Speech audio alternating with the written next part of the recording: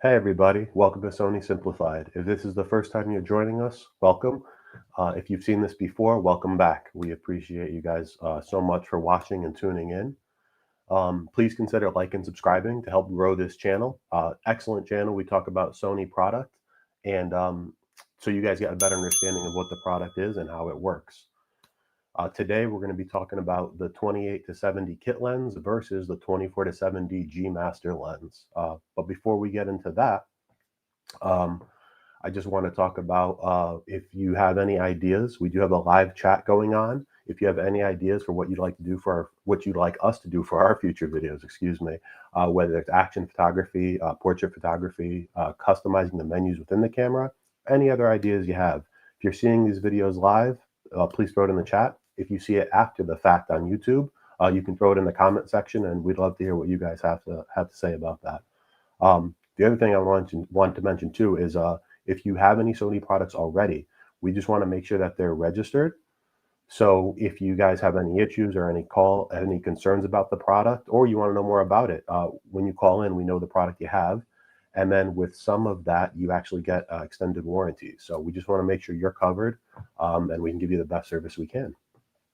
So getting onto the subject of the 28-70 kit lens versus the 24-70 G Master lens. So what is a G Master lens? A G Master lens is the best quality lens that we make. Here, if you can see that, this is the G Master lens. You have that orange logo behind the G. We also have a G series lenses, which is just a step below that. But the G Master lens is the best of the best, what we make. You have your premium nano AR coating. You have a direct drive motor, so for videography and photography. And you have your premium weather seal on these lenses. So whether you're taking photos in rougher conditions, you're kind of covered all the way around. Versus our kit lens. So I want to go over a couple of photos today, and just to kind of show you some of those differences and what they are. So we have two photos here. One of them is of the 28-70 kit lens, and the other is the 24-70 G Master lens. So looking at the kit lens, you can kind of see the flower, and you see the gnome in the background. That gnome is still kind of visible, and that image looks a little flat. You'll also notice the color of the flower, where it's a little bit more harsh compared to the 24-70 G Master lens. So if we get a closer look at that 24-70 G Master lens photo, we'll be able to see less of that gnome in the background, and that has to do with the aperture of the lens. So because this is a G Master lens, we're talking about a 2.8 constant aperture throughout all those focal lengths. So if you look at that gnome, his facial features are all kind of blurred out. There's not a lot going on there, and there's more subject isolation on that flower. So imagine if using this lens for photography, for portraits, you get that beautiful isolation, and your subject is going to be in clear, sharp, and in focus. The next feature within this I want to talk about is that range. So from 24 to 28, it's about a 4mm difference. However, in this picture, if you notice, I took this picture downtown. If you look on the buildings to the left-hand side, you'll see that on the 28-70 kit lens that it's kind of cut off some of the building. To the 24-70, we get that building in that photo. And then on the right-hand side of the photo, you'll see a staircase. Well, you really won't see the stairs, but you'll see the railing going down. Those few extra millimeters that give you more width on the photo, you can actually see that where you can't see that on the 28-70 kit lens. So again, this is a very versatile lens, and for video and photography, it's a really great all-around lens. And speaking of video, we have a short video for you to show off the color of the lens, and along with some extra photos too. So we'll play that for you now.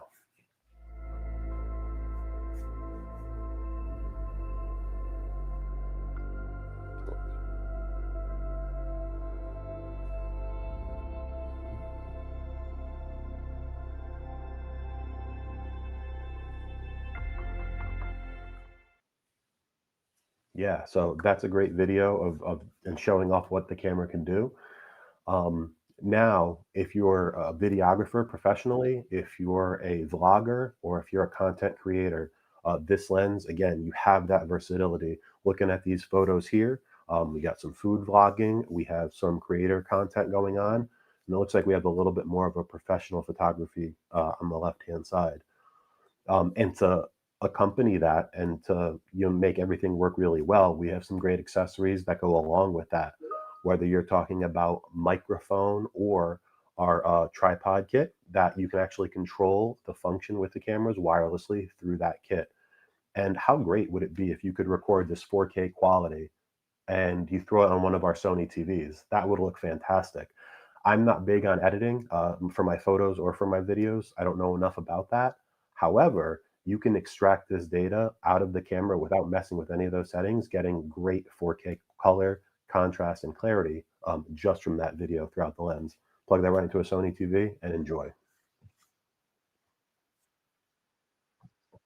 Yeah, so the video for this, again, if you're a professional photographer, professional, if you do weddings, or if you're just for family events, family reunions, anything like that, or your kids playing soccer or any sports, this is a great lens for that. And again, yeah, very versatile all around. So yeah, great lens.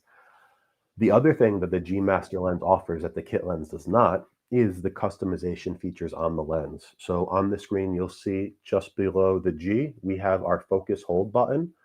That button allows you to customize it. So whether you're doing videography, that could be your start stop button. That can be your eye autofocus button. A whole host of features you can go through the camera and really make that a point to whatever you want to do with the camera. Just behind that, you have your autofocus and your manual focus. And then at the very top of the lens, you have the locking feature. So if you're doing some videography at the wider end, you can just lock that so you accidentally don't change anything. And then I just want to demonstrate that for you, how easy it is. I'm going to take my A7 IV, pop off my lens,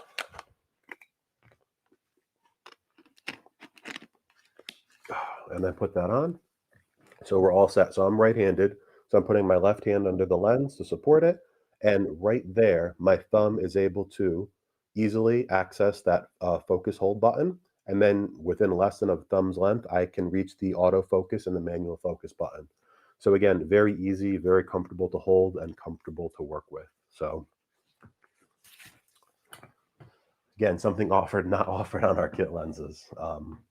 So guys, I just want to thank you so much for tuning in. If you have any questions, if you have any comments, please throw them in the chat. Please like and subscribe the video if you get any use out of it. Yeah. So again, yeah, throw those questions into the chat. So action photography, portrait photography, customizing the menu, any of that information will be greatly helpful for future videos that we're going to do. And yeah, guys, thank you so much.